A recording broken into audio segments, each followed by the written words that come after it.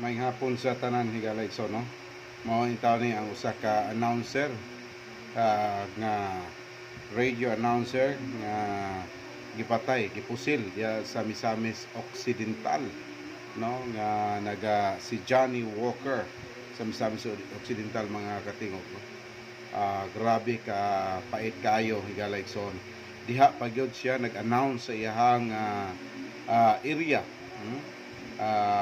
Diha siya nag-announce sa iyang area mga katingog. Unya sa diha nga nag-announce siya gisudlan siya sa gunman. Diretso dayon pagpusil kaniya. Mo ni ang pinakapait pa gyud digala og imong tutukan kayo ni na iyang kwintas. Na kwintas gikuha pa gyud ang kwintas. Grabe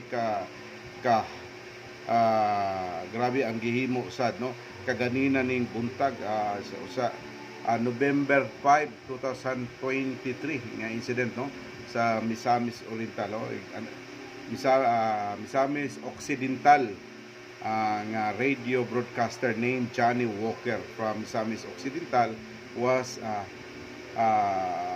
killed no gipusil diretso unya naka-live para ba siya o mo ni ang situation mga igalaw tanawa ra gud ang yang diretso de gikuha pa gyud ang kwintas ing ana ang kapait kaayo sa panghitabo.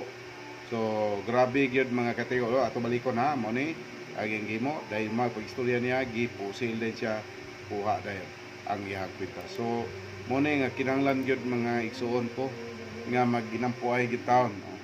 Isip announcer man gud ikaw lang taon ni siya nagtrabaho sa iyang trabaho. Labi na nga dili unta sama niini nga ginahimo gayud sa tao nga diretso lang no dunay gitawag pag check and balance gyud mga higala dili kay diretsuhan og pusil pating luoya kay sa ato ang kay igsuon gayud nga announcer nga nagsulti lang siya sa gitawag pagplastar unya paghuman din diretso din nga pagpusil pagkaluoy kayo muna kaganina pani sa buntag ni siya sa iyang programa gayud sa buntag diretso dayon mga higalay so no morning ang program anang adlaw gibirahan siya ang nakapait gyud walay nakita gyud sa tibuok kalibutan kay kanang gitawag mga ang nahitabo niya dili basta kay daghan kayo no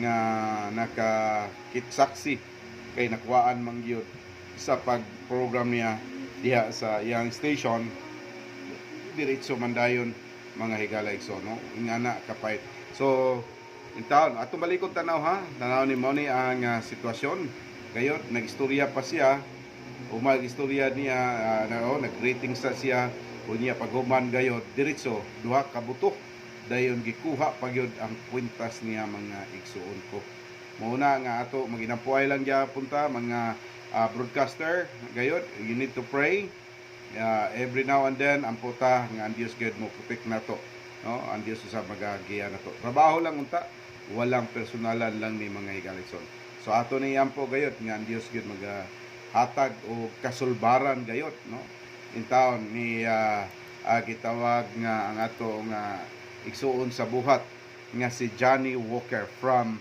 Misamis Occidental nga nahitabuan gayud so ampo ta nga kon baguhay lang ni nahitabo ganina paning buntag oras gyud mga buntag pa mo'y pag-program niya sa Unicef buntag mga alas 7 alas 8 dayon mao dayon ang nahitabuan so inapuay ta mga kaigsuonan let us pray together for the gitawag justice will prevail ni Johnny Walker. God bless. Mag-ampo ta mga kaigsunan kanunay.